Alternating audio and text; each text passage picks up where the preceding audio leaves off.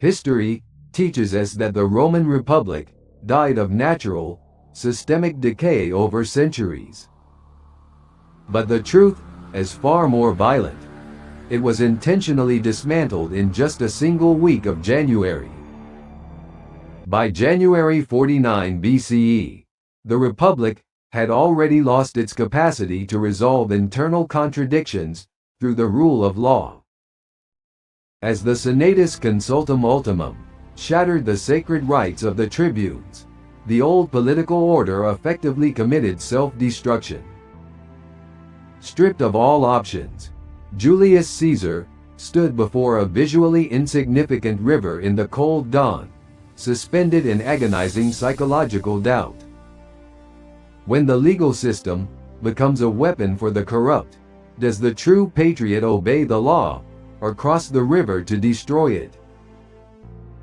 To understand why this choice became unavoidable, we must look back to Gaul. There, in blood and iron, the foundations of this moment were laid.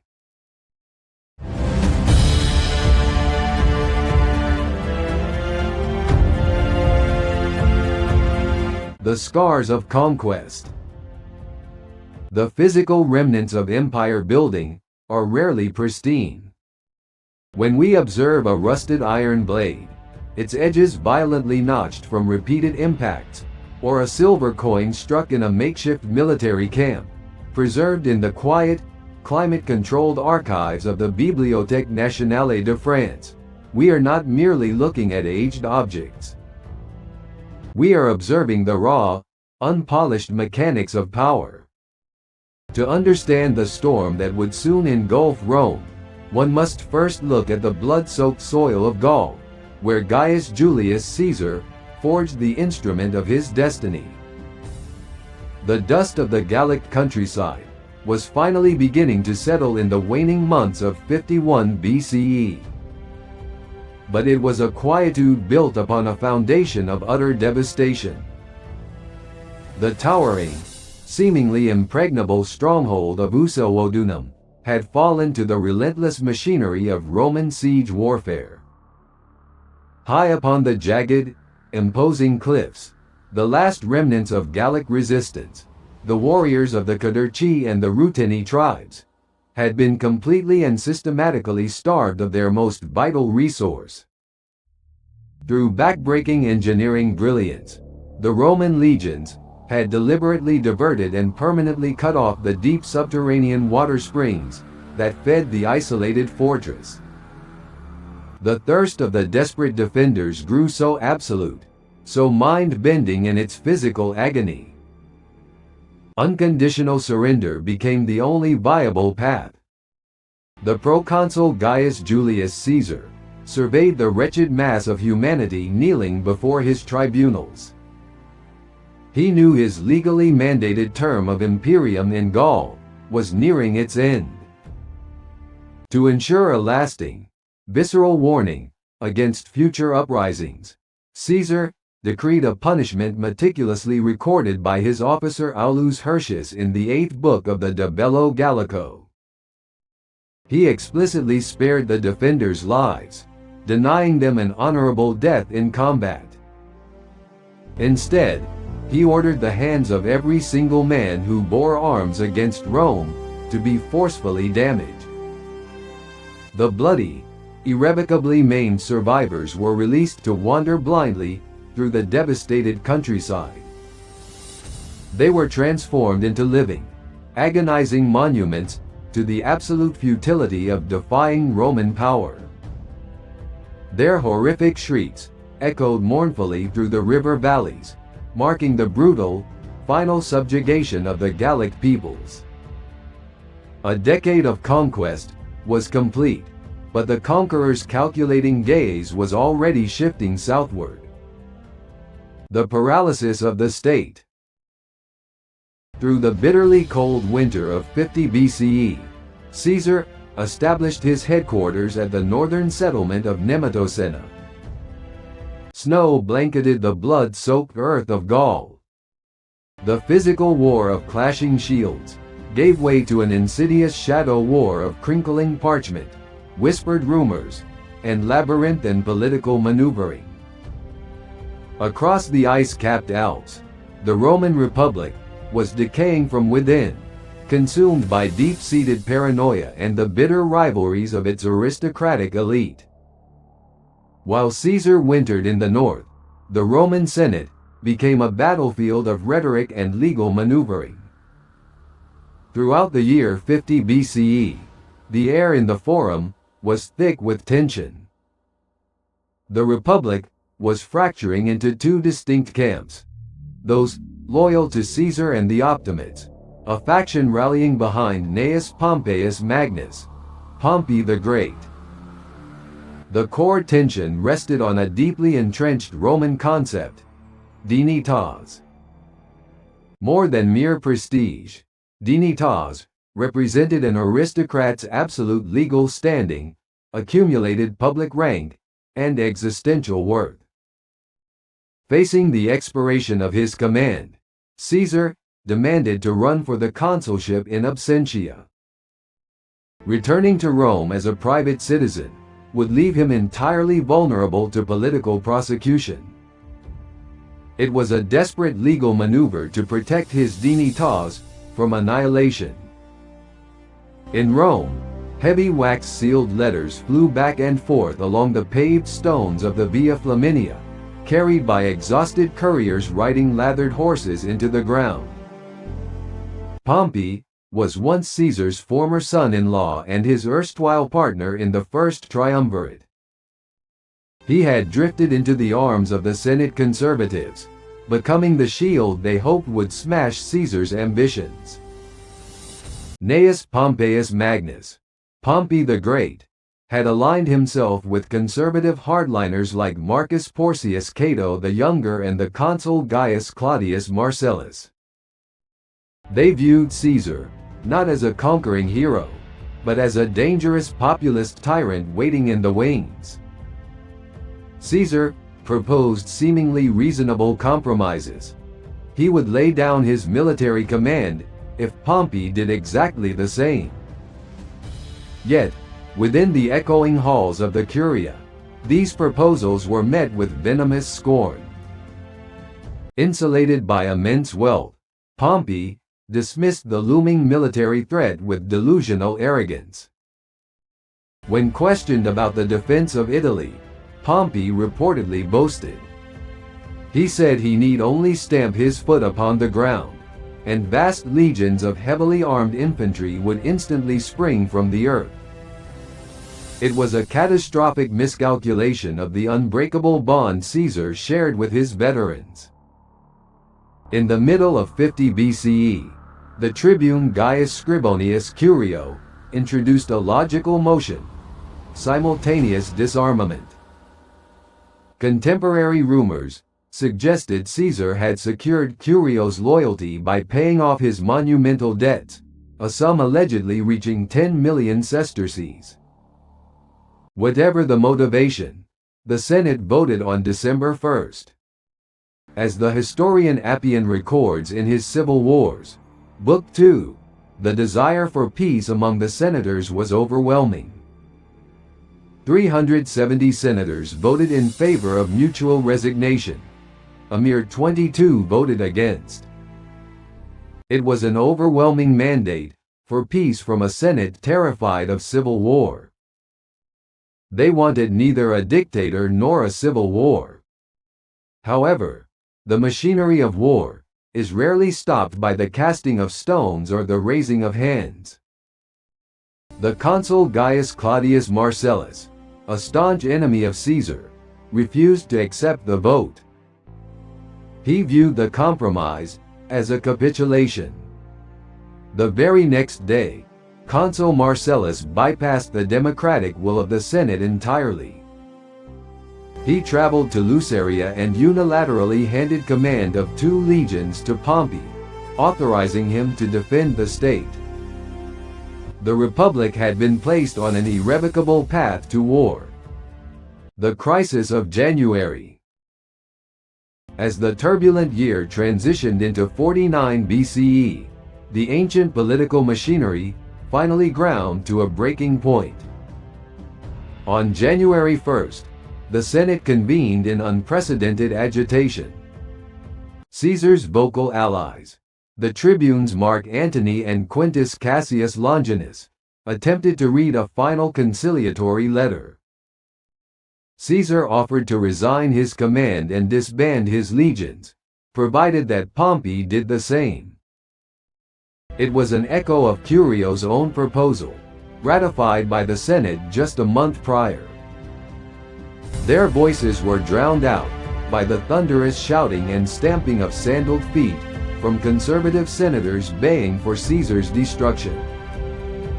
On January 7, a sweeping, draconian decree is aggressively pushed through the assembly, the dreaded Senatus Consultum Ultimum. It declared unconditionally that Caesar must completely disband his army by a specified date or be officially considered a public enemy of the Roman state, a traitor subject to immediate execution. This emergency measure was the ancient equivalent of martial law, declaring Caesar a public enemy, hostis. Crucially, it ignored the intercessio, the sacred right of a tribune, to veto any act of state. They had attempted to use their sacrosanct right of veto to block the decree, but they were violently shouted down and ignored. Finding their legal protections shattered, and threatened by Pompey's heavily armed guards gathering outside the bronze doors of the Senate House, Antony and Cassius were forced into a humiliating retreat. Stripped of their regalia, disguised as humble laborers beneath coarse, filthy cloaks, they fled the eternal city in the dead of the freezing night. Hurtling blindly northward in rickety mule-drawn carts along rutted country roads, they raced to bring the news of war to their commander. This violent violation of their intercessio provided Caesar with his ultimate, legally defensible casus belli. The boundary of fate. Hundreds of miles north, Caesar waited quietly at Ravenna, the southernmost major settlement in his legal province of Cisalpine Gaul. The city was cold, damp, and fog-shrouded, perched precariously on the edge of the churning Adriatic Sea. He had with him only Legio 13, barely 5,000 infantrymen and 300 cavalry. It was a small force with which to challenge the might of the Republic, but these men were fiercely loyal veterans.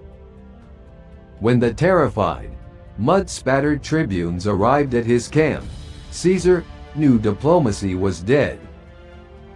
The Republic is no longer a republic, governed by ancestral laws and debate, but a fractured state, ruled solely by the threat of naked force. Yet, displaying unnatural psychological control, he maintained an impenetrable facade of leisurely calm. By day, he attended a public gladiatorial spectacle, casually critiquing the fighters, and reviewed architectural plans for a massive new gladiatorial school. As the winter sun dipped below the horizon, he hosted a lavish banquet for local nobility, entertaining his anxious guests with effortless charm. As the evening wore on, he quietly excused himself, citing a minor illness, and slipped into the freezing, pitch-black night. In a quiet alleyway, a hired, unmarked carriage drawn by mules harnessed to a local baker's cart waited in the shadows. Accompanied by a hand-picked retinue of senior officers, Caesar set out into the oppressive darkness. The journey was fraught with frustration. They rapidly lost their way in the winding, muddy dirt paths. The wind howled across the marshes, extinguishing their torches, leaving the most powerful man in the world to wander blindly. Only in the pre-dawn hours did they capture a wandering peasant, forcing him to guide them back to the paved road south. Between January 10 and 11, the exhausted party finally approached the low banks of the Rubicon. It was a visually insignificant river, swollen, fast-flowing, and deeply muddy from winter rains. Yet, it represented the absolute political boundary between the province of Gaul and the fiercely protected civilian soil of Italy. While the Pomerium was Rome's sacred religious boundary, the Rubicon was the hard legal line. Under the ancient, rigid strictures of Roman law, absolutely no general, no matter his victories or popularity, may cross this specific stream with an armed military force. To cross it with an army was the highest definition of treason. Modern archaeological research has spent decades attempting to pinpoint this crossing. The muddy waters of the Emilia-Romagna region hold several candidates: the Fiumicino, the Piscitello, and the Uso rivers. In 1933, the Fiumicino was officially designated as the historical Rubicon, but academic debate regarding the exact hydrological conditions of the 1st century BCE persists. Soil and riverbeds confirm the geographic borders, but they cannot reveal the exact point where the sandals of Legio XIII broke the water's surface. The ancient historical chronicles beautifully paint a picture of a brilliant man suddenly and overwhelmingly struck by the monumental, terrifying gravity of his impending, irreversible action. He pulls sharply on the reins, halting his horse right at the water's edge, staring deeply into the swirling, dark, freezing waters. He turns to his closest officers, among them the fiery, intellectual Asinius Pollio. And he speaks in hushed, incredibly tense tones of the catastrophic, generational bloodshed that will inevitably follow if they cross, and the complete personal ruin, exile, and death that absolutely awaits him if they do not. The heavy silence of the cold dawn is broken only by the continuous rushing of the muddy water over the river stones and the nervous, rhythmic snorting of the warhorses.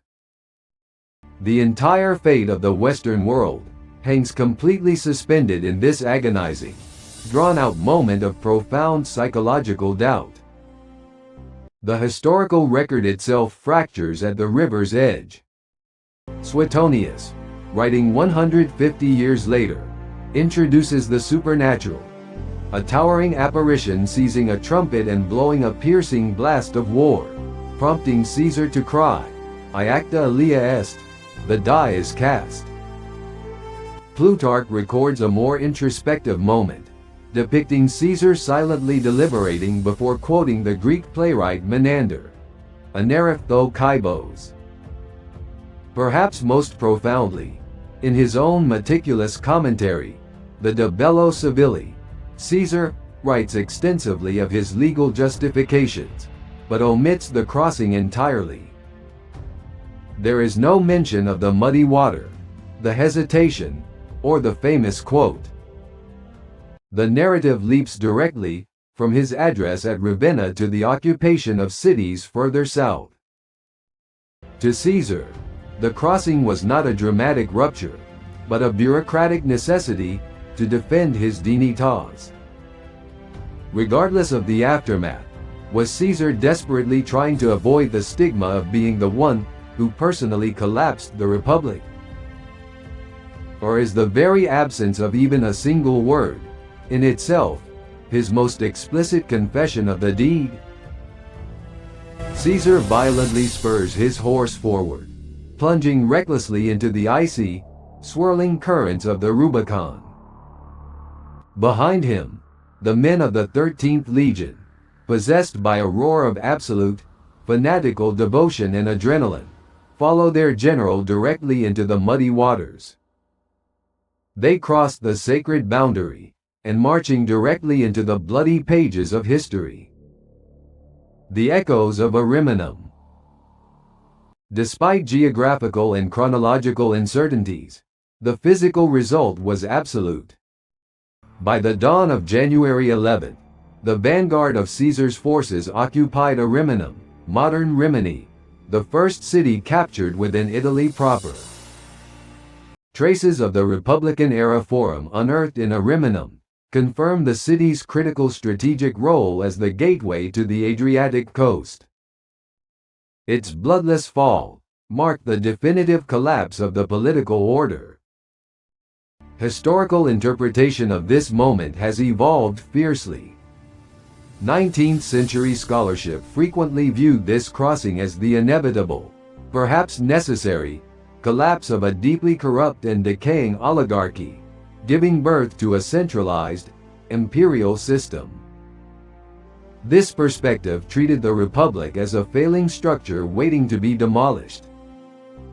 However, 20th-century historians shifted the focus toward the sociological mechanics of the Roman elite. In this view, the conflict was not an ideological revolution, but rather a violent recalibration of power among oligarchs. It was a war fought purely over personal prestige and dignitas, where neither side could lay claim to constitutional purity. Modern analysis, however, challenges both. They argue that the Roman Republic was not a dying, inevitable failure, but a complex system that was functioning relatively normally until the very moment the Senatus Consultum Ultimum was passed. The Republic did not die of natural, systemic decay. It was a functioning system actively and intentionally dismantled by uncompromising decisions in the first week of January 49 BCE. The march of Caesar and Legio XIII, from the winter camps of Gaul to the coastal forum of Ariminum, was not merely the movement of infantry. It was the physical manifestation of a political system that had lost the capacity to resolve its internal contradictions through law. As Caesar and Legio XIII stood in the Italian dawn, the Roman Republic effectively died. The die had been cast, the tragic legacy of an age in which the preservation of personal dignitas outweighed the survival of the Republic. Is Caesar a destroyer of the Roman Republic, or is Caesar a founder of the Roman Empire?